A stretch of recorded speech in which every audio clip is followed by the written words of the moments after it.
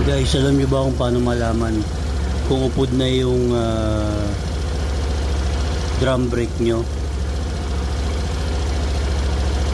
yung pads nya? Ito ang indicator.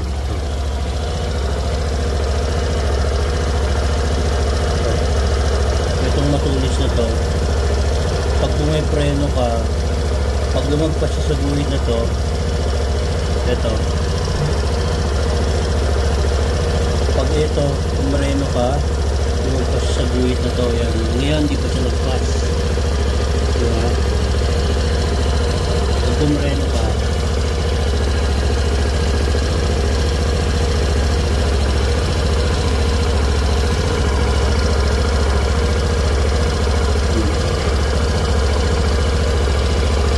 pumireno ka, hindi siya lumagpas. Diba?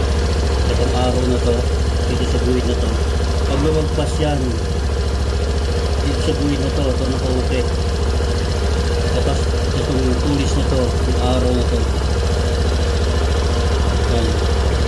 Ibig sabihin, pag lumagpas dito yan, pag lumagpas na yan, dito, sa ilalim ng guhit na to, ibig sabihin, yung brake pads nyo, yung band ng brake sa drum nyo, yung caliper nya, may caliper, may pads yan, upod na yun. So kailangan nyo na magpalit. Okay guys, tips lang po.